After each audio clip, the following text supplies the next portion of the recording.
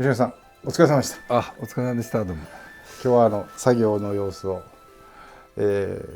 スタートから出来上がりまで見させていただいたんですけど、大変だったんですかね。粉が結構飛んで。粉はですね、まあ木の粉ですから香りがすごいですね。パッて入ったらヒノキだから特に香ると思いますね。杉よりも香るんじゃないですかね。これで今回の仕事は目処がつきそうですか？ですね。今日1700個と大きいのが450ぐらいかな。それがもう今日500、600近く小さいのができて、大きいのも結構できたんで、あと両方300ぐらいかなっていう感じになってきたよね。まあなんとか目処が立ったかなってほっとしてるところですこれ多分作業やっていくと、もう皆さん慣れていってこう腕が上がってくるんじゃないですか？そうなんですよ、だから初日から比べると倍ぐらい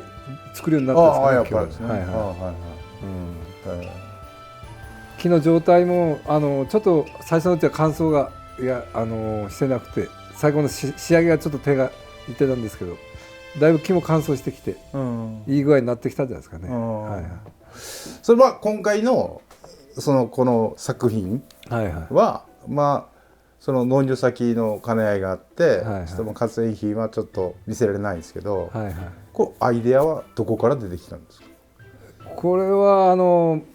ちょっと自分の友達が、そういう取引先といろいろ話をして、こういうのができんじゃろうかということで、ヒノキのコースター状のやつを作ってくれんじゃろうかということで最初言って、でそれはもう単なる口だけだけで、それを自分が考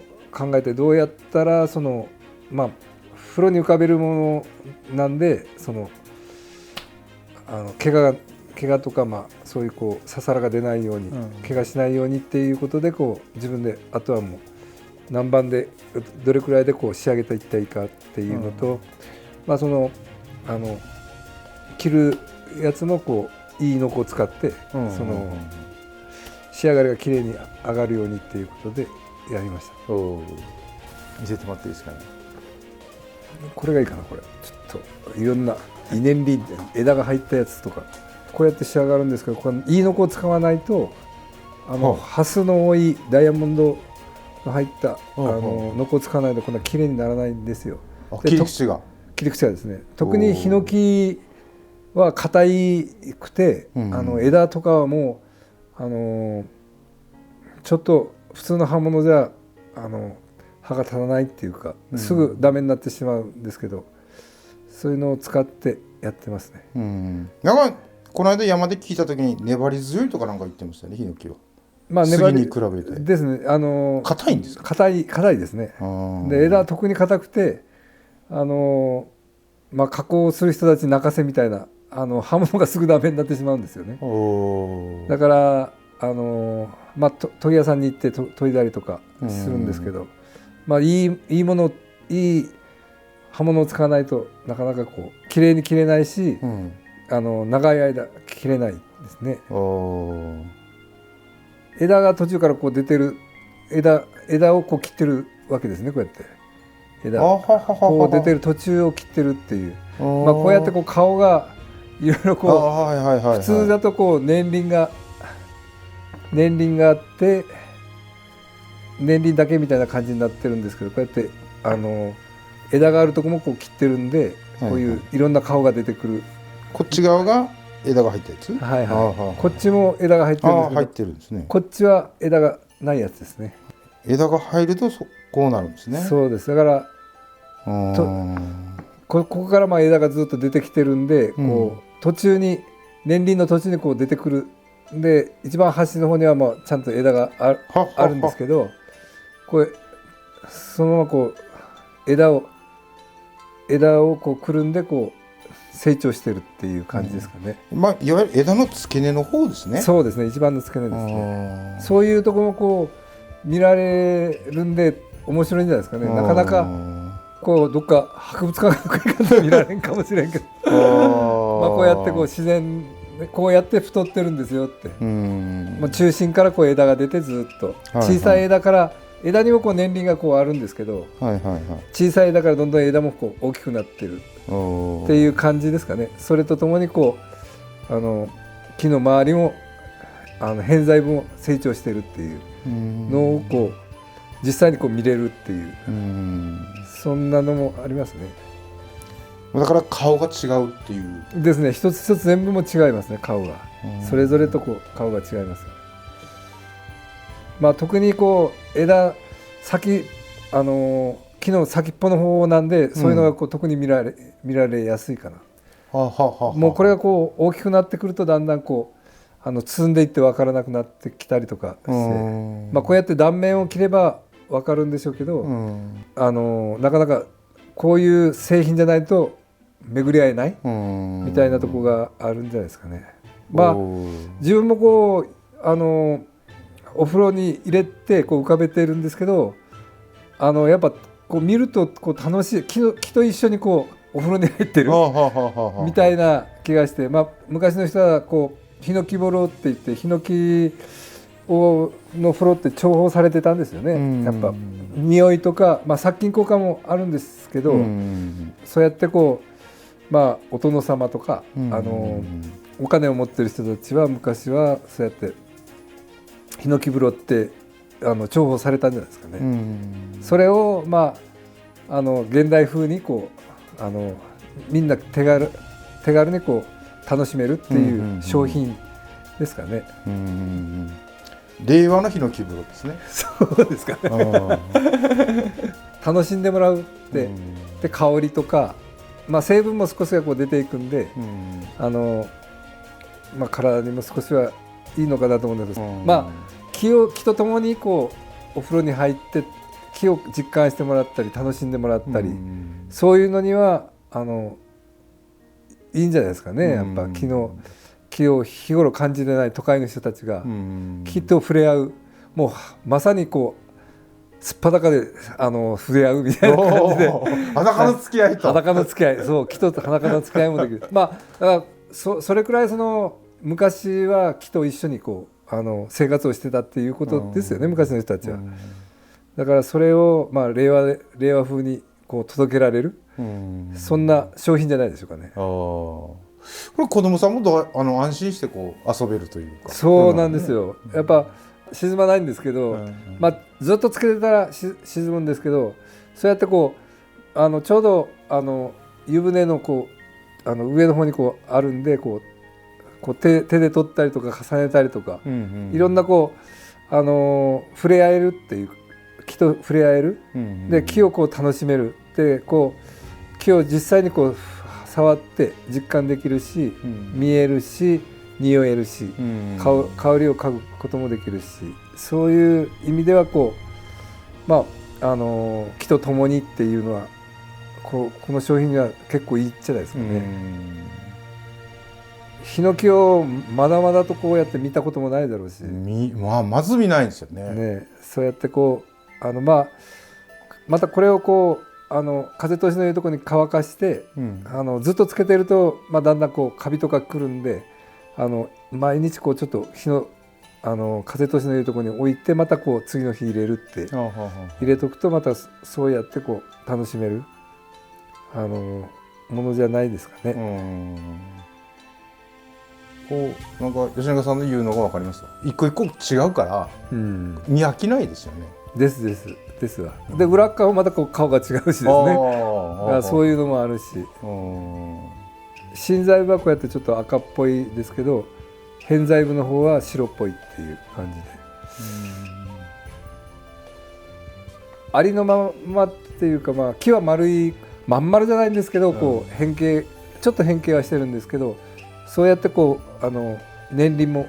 まあこんな形でこう大きくなっていくっていう感じで、そういうのをこうできるだけこう形を変えずに、そういうこう町の人たちに届けられれば、まあ木ってこんな感じやっちゃうっていうのが実感して分かってもらえるんじゃないかなって思ってますね。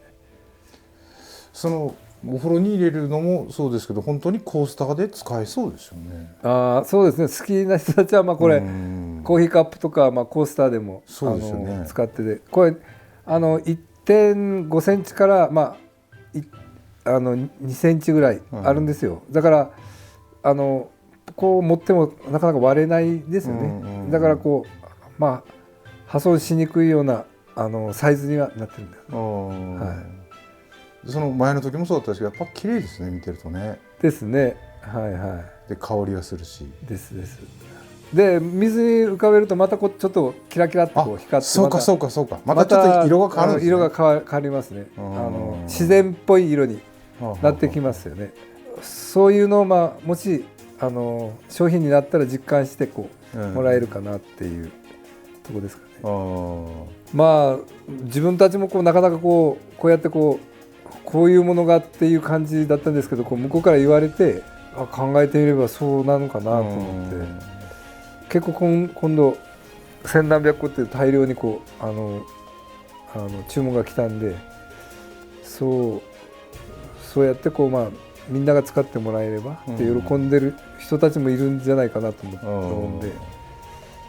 三郷と諸塚で仕事をしてるんですけど、林業の素材の出荷搬出出荷をしてるんですけど、そこにいる人たちがどうですか、今の代のもう一つ前のお父さんとか、おじいちゃんとかが植えたものが今こう回り回ってこうやってこう製品になってる、60年ぐらいか50年前の、これ先端だからこう小さいんですけど、元はもうちょっと大きいですもんね。が60年ぐらい経ったものがじいちゃんとかお父さんが植えたものを今こう60年か50年、70年経って今切って製品になってるって、その一部なんですねこれ。だから60年間こうじっと座ってどんなこう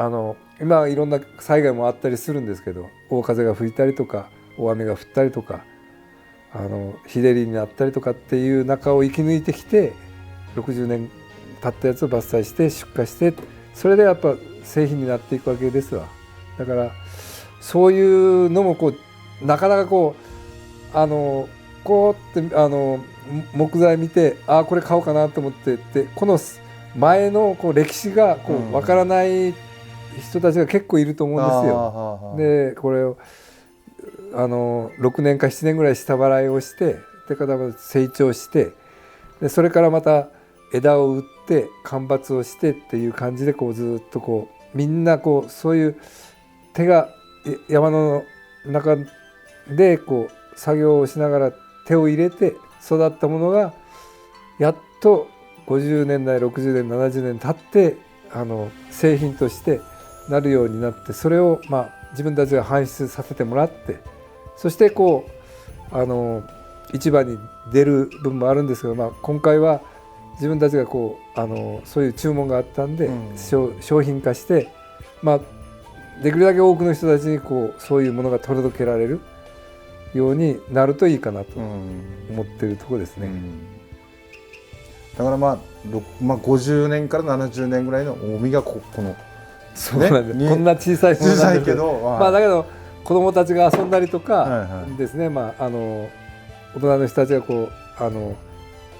香ったりこうお風呂に入れて楽しんでもらったり、木を感じてもらったり、そうやって言ったらこう森を感じてもらったりできるともっとこの希少価値は上がるんじゃないかな。でも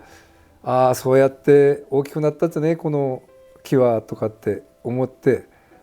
そこにはこう水が流れてたりとか、その木が育つ50年60年の中でサイクルの中でこのヒノキは二酸化炭素を吸収して酸素を作ってやったりとか、森のこう雨をずっと吸収して蓄えて、そしてその下の人たち、結局山の奥にこの木はあるんですけど、町場の方にこう水をこう供給したりっていう、そういうこう仕事もしながら60年間ずっとこう森を守ってきた木なんですよね。それをこうまた分かってもらえれば、これをこの小さな一個なんですけど、木っていうのはそういう働きをしながら町とか都会とかの酸素とか水も供給しているっていうことも分かってもらえればまたいいんじゃないですかね。まあ偉そうなこと言ってるんだけど、これは気がやってることなんですけどねいやいいと思います。そんな感じでまたこうちょっと深く考えてもらえれば、森と都会がこうつながる一つのこう商品になってくるんじゃないかな、まあ、そんな感じでこう分かってもらえればこう、まあ、俺たちも木を育てたりとか木を搬出したりすることにやりがいがあるし、まあ、そういう中でこうお互いにこう分かってもらえる一つの絆になればいいかなと思ってますね。まあ、だから結局こうみんな一緒に生活してるじゃないかって、日本全部都会もこういう里山も一緒になってこう生活できてる、供給できたり、まあ、お客さんがこう木材を買ってきたおかげで俺たちの仕事もあるし、そうやってこう造林する人たちの仕事もだんだんあるしみたいな感じでこうつながってることを考えてもらえれば